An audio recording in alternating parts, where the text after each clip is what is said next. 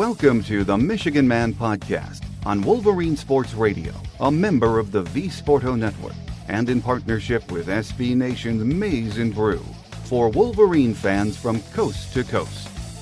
Go Blue, and welcome to the show. I'm your host, Mike Fitzpatrick. There is never a dull moment during this coaching transition, and things are changing by the minute. With us today to discuss that and more is Josh Henschke from Rivals and Yahoo Sports Maize and Blue Review. First, a few news and notes to get us started. On Thursday, it looked like Sherrone was ready to hire Houston Texans secondary coach Stephen Adegoke. It was reported Michigan made a big offer, but at the end of the day, he decided to stay in the NFL. Then today, which is Friday, it is being reported Sherrone is finalizing a deal with Louisiana Lafayette DC Lamar Morgan to be the new secondary coach. Although nothing is final, it is expected Greg Scruggs will be leaving Wisconsin to coach the D-line here. Brian Jean-Marie will come from Tennessee as the new linebacker coach. And of course, Wink Martindale will be the new DC, as was reported last week. Now, Michigan has not made a formal announcement of any of these hires as of Friday morning, and as I said, they are all expected to be hired soon. Friday morning, DB Keon Saab entered the portal, somewhat of a surprise because he was a projected starter this fall. The portal that opened when Jim left will remain open until February 24th, so we'll see if we lose anyone else in the next week or so. My guest today says Sherrone Moore has his plate full during this transition.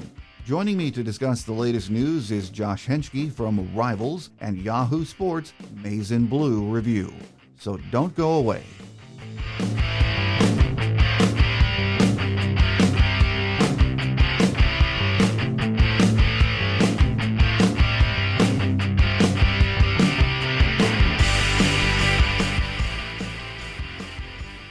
Joining us this week on our Game Day segment is Josh Henschke from Maize and Blue Review. It's been a while, Josh, but it's great to have you back with us. Absolutely. Thanks for having me. Well, Josh, we're just a few weeks into the Sherrone Moore era of Michigan football, and there is a lot to talk about. It's going to be a busy offseason. Well, let's start with the coaching staff news, which we're pretty much preoccupied with right now. Last week, Sherrone Moore brought in Wink Martindale as the new DC. I guess it's not official yet, but we know that's going to happen. There are some in the fan base that, maybe they're not excited, but I think it's a great hire, don't you? Yeah, I think it's, all things considered, timing-wise, obviously not great. When you're talking about February in college football world, it's not great. But, as far as continuity and, familiarity with scheme and obviously for the player's perspective, I think it's, all things considered, I think it's a very good hire.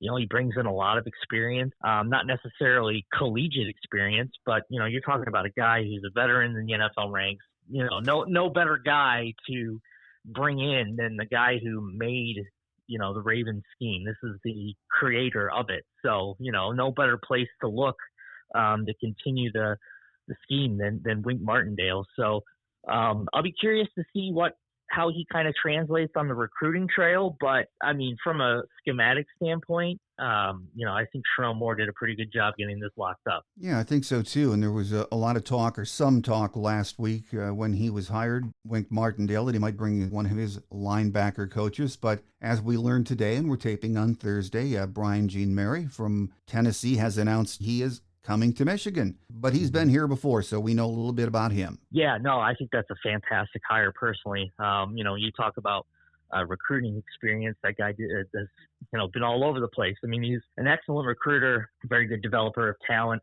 You're kind of starting to see a little bit of a theme here with, especially on the defensive side, a lot of familiarity with Sherrone Moore. The two spent some time together at Louisville.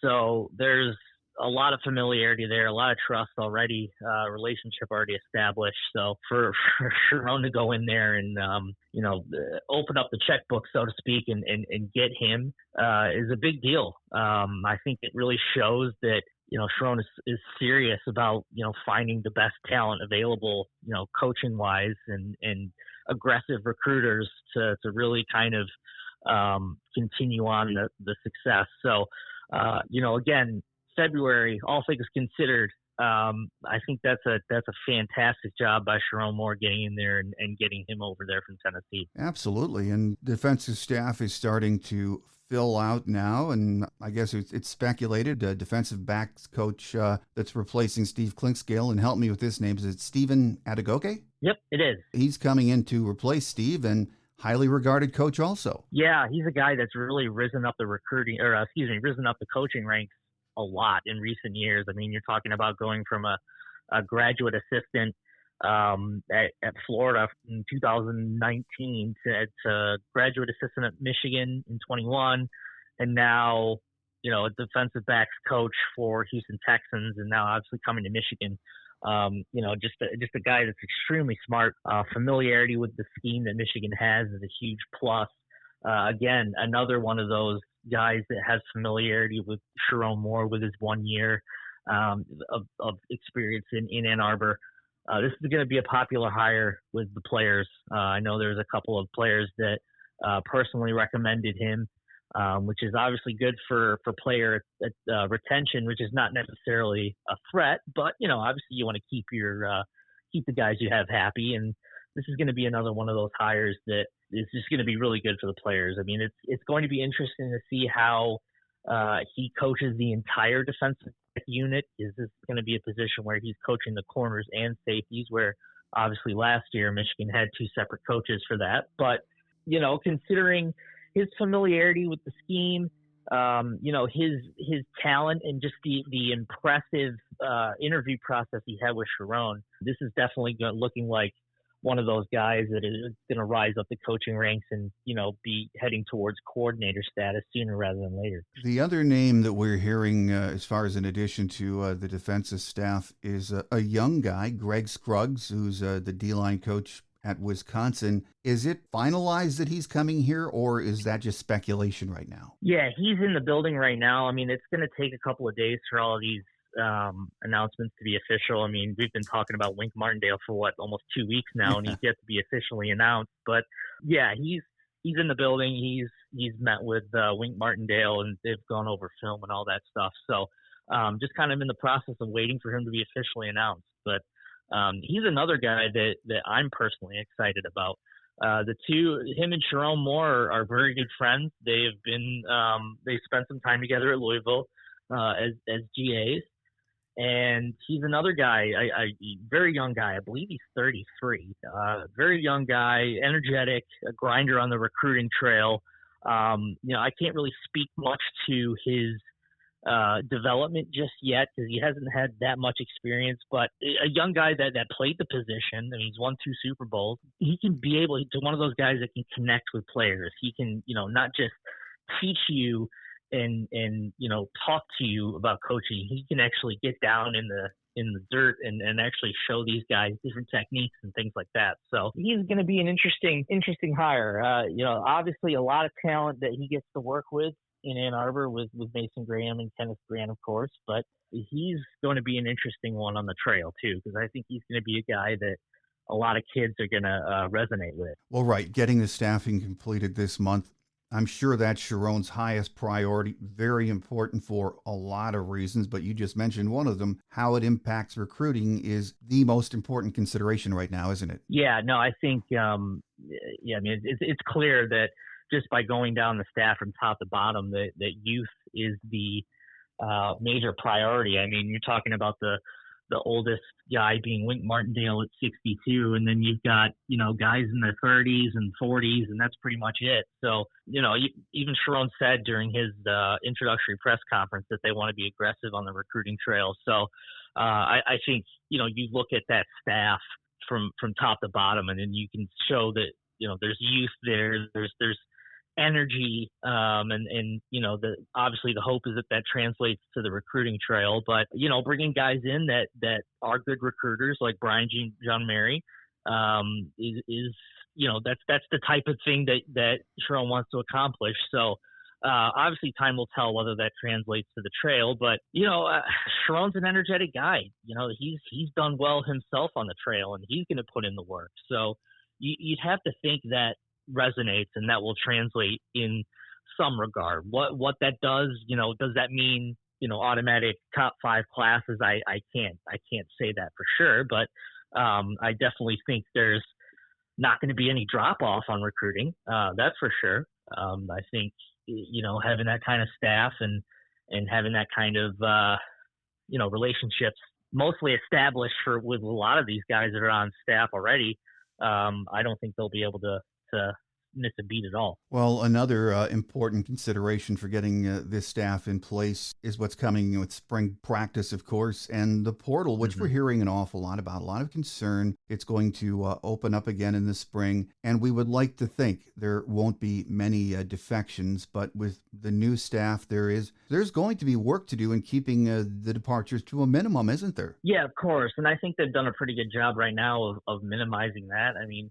you've mostly seen bottom depth players depart, and you haven't seen any big names depart, which I think is a big deal. You saw with the Alabamas and the Washingtons when, things happen that way, that a lot of their best players are departing, and Michigan hasn't had that. So the initial transfer portal window that opened when Jim Harbaugh departs closes on February 23rd. So we've still got a little more than a week left of that window, but all things considered, I think, they've done a pretty good job keeping things together. There really wasn't necessarily a threat of guys leaving to begin with, just because I think, Sherrone did a good job of keeping guys informed, but Jim Harbaugh also did a good job of keeping guys informed. They weren't left in the dark. They weren't shocked. They had conversations, one-on-one conversations with him, so they knew what was going on, and they weren't exactly shocked. So once the spring portal opens up, I mean, that might be a brand new conversation to have. That's probably, I mean, I've kind of going into the spring portal opening up in April with the expectation that they might lose someone.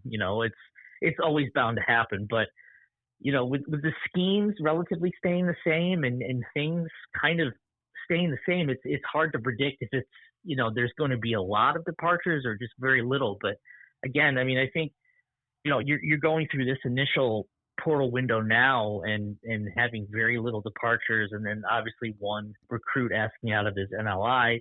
I think that bodes well for Michigan here in the next couple of months. And in the next couple of months, there's plenty of time to work on players who might be thinking about the portal. And to that end, one of the things we've been hearing is that they're hearing about is NIL, I should say. We had news on the NIL front earlier this week about Altius and Learfield. And from what I understand, they're already in the offices or in the buildings with other teams in the Big Ten. But it is a step forward for NIL, isn't it? Oh, yeah, absolutely. I mean, I think it's a leaps and bounds forward than just a step. I think, Altius is, if I remember correctly, they're involved with 18 different programs around the country.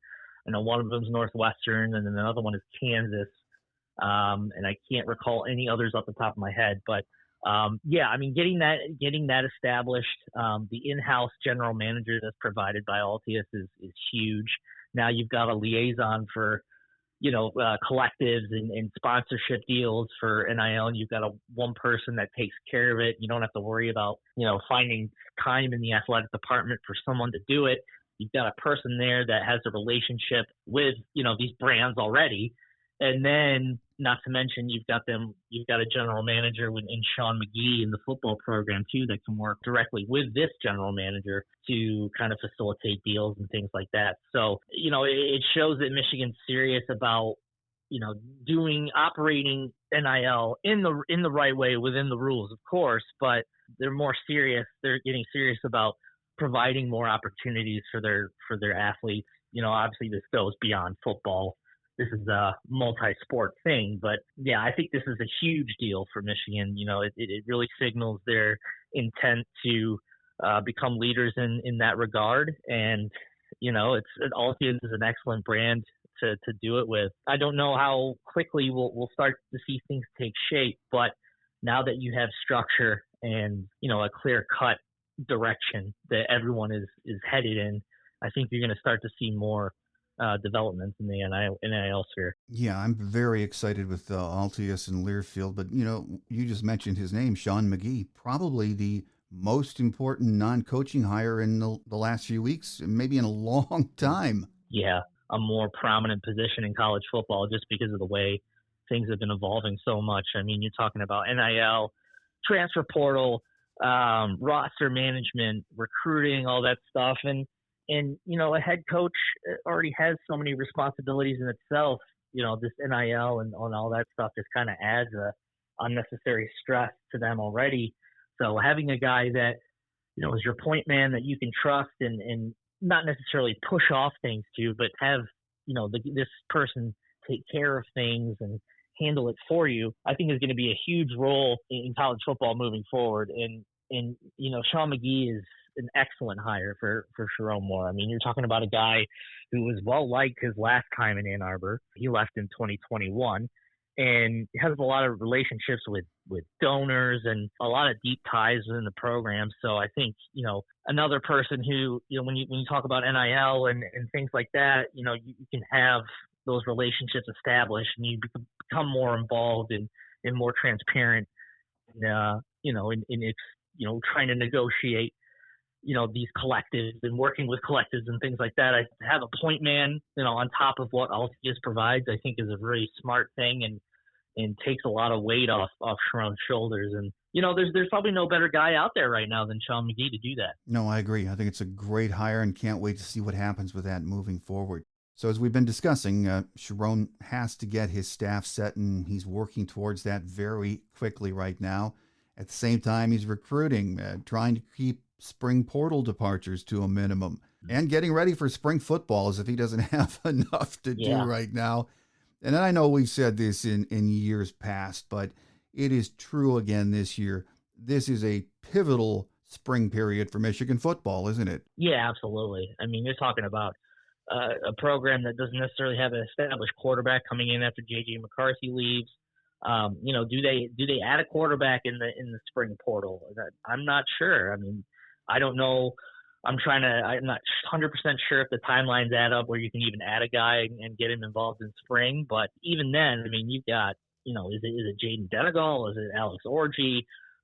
Davis Warren? I mean, there's a lot of storylines with the quarterback play that we'll need to play out. And obviously, the spring reps are important, but they don't necessarily equate to game reps. So a lot of those guys don't have a lot of game time experience, but, there's no better time for, all of those quarterbacks than to get those kind of snaps in spring, knowing that J.J. McCarthy's not there and he's, no longer the guy. So, yeah, I mean, a pivotal spring for Sherrone, just to kind of determine depth charts and things like that. And obviously there's another portal window coming up, and I'd find it hard to believe that they don't try to add someone, in the portal. I know they tried to add a defensive back and wide receiver depth during the initial winter portal window, but were unsuccessful. So I would find it hard to believe that they don't try to do that again. But and it also kind of just depends on, what they have. They'll take a look at the roster in spring and kind of reassess and see, hey, that might have to address a depth piece. So a lot of questions that will have to be answered remain unanswered until fall camp. So yeah, I mean, getting this spring out of the way and done, we'll kind of get a better sense of where things are. But obviously where your money's made is in fall. And after the spring practice and the portal situation is dealt with, recruiting will be prioritized. I mean, it is anyway, but there will be more time for it then.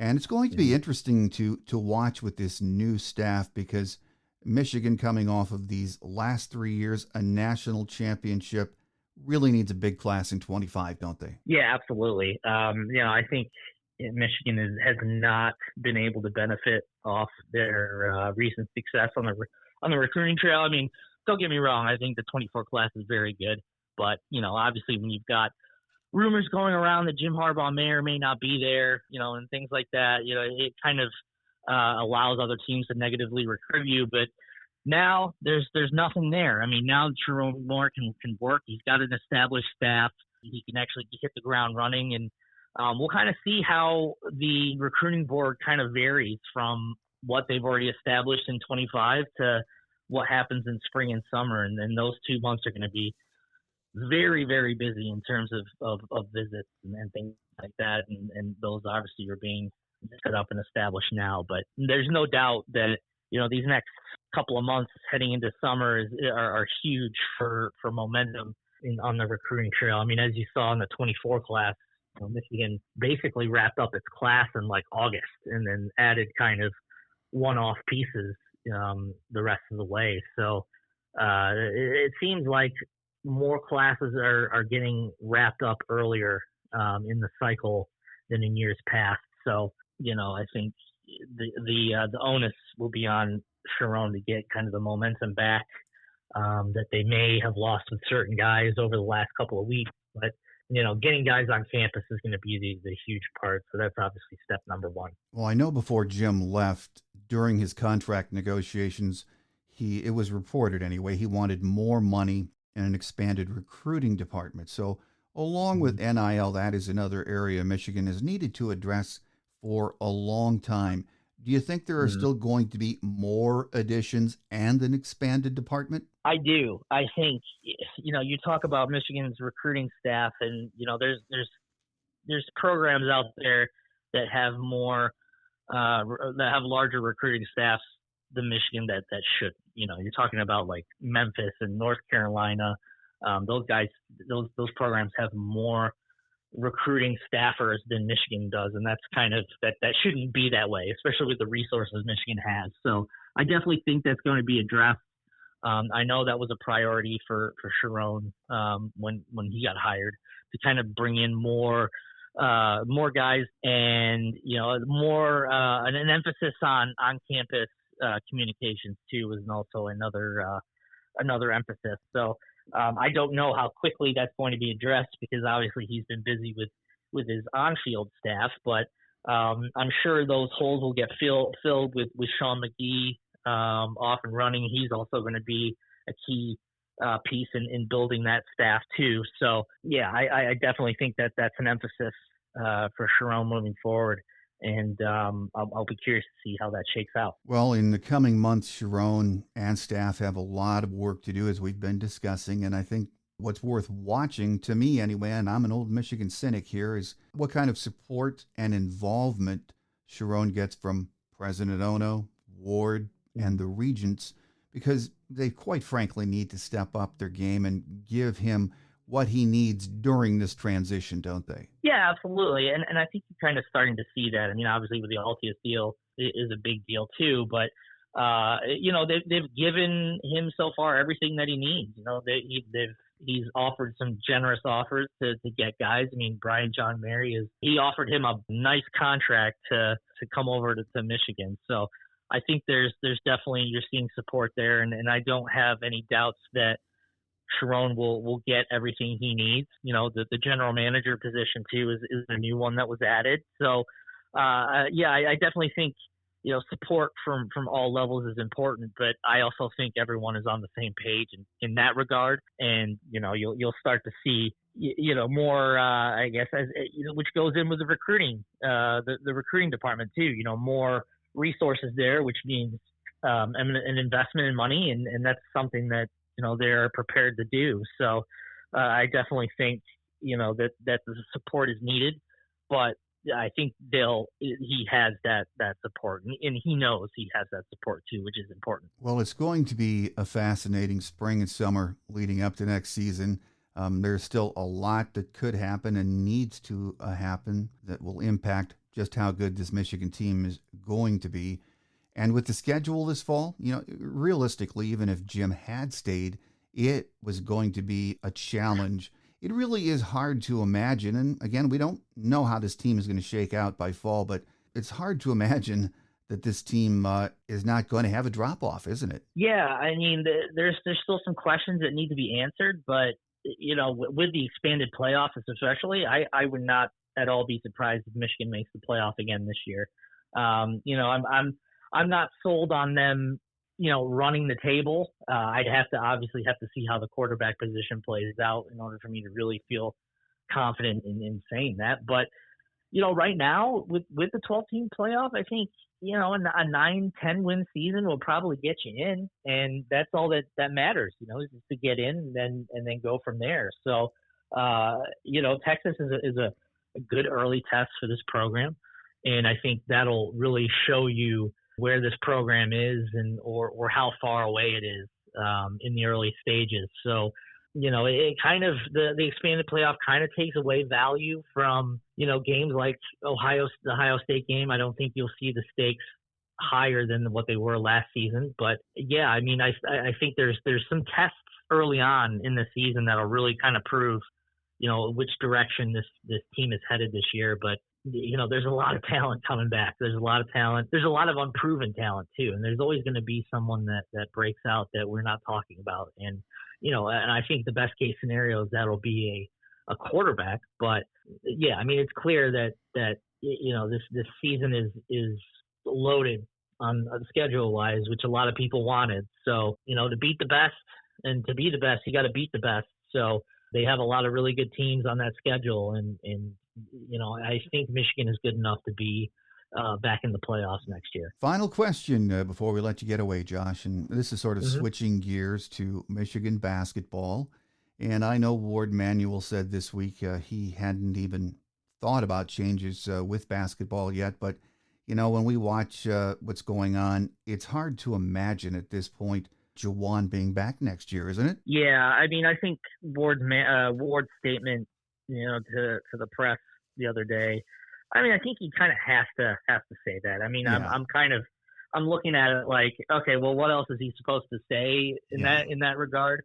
It's sometimes when the AD comes out and gives you the public support, that's almost a kiss of death in terms of your future at a school. But at this point, I don't see how Michigan can continue on with this. I mean, 3-11 in the Big Ten. I mean, you're clearly not going to make the NCAA tournament this year. Didn't make the tournament last year. Considering, all the success that, fans were just used to, making the tournament. I mean, that's kind of like, oh, Michigan made the tournament, ho hum. Now it's like, well, I wish Michigan made the tournament. So, Michigan is in a position where I don't think they can afford another year of this. I think that the roster is already a mess as it is. There's going to be some holes to fill next year. And, I don't think, at least from a fan pulse perspective, and I don't think there's any confidence that Juwan can rebuild a roster again and into a winner. I mean, personally, I think it's best for all sides just to have a clean break. I mean, it's going to be an awkward divorce just because Juwan means so much to Michigan. You got to put program success above all of that, and it's just not happening. I mean, it's unfortunate that it happened this way, but you can't continue on with the program in its current state right now. You just can't. There's no way that you can justify, keeping this train going. No, I agree. And it is, as you said, going to be a very difficult divorce with Juwan being from the Fab Five and everything he's done for the university. But you're right. There are just points when you have to move on. So that's going to be something to watch in the coming weeks, as well as everything that's happening on the football scene in this very busy off season. And with us today discussing all of that has been Josh Henschke from Maize and Blue Review. Josh, as I said at the top of the show, it's been a while since we've had you on the show, so we're going to try to fix that and get you back soon, but we thank you for your time. Sounds great. I'm always happy to do it.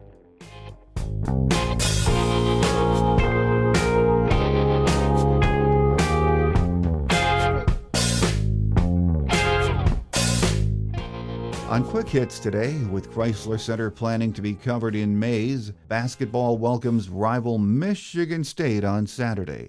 Tip-off is scheduled for 8 p.m., and the game will be broadcast live on Fox. Juwan Howard and his struggling team are 8-17 overall, 3-11 in Big Ten play, heading into Sunday's action.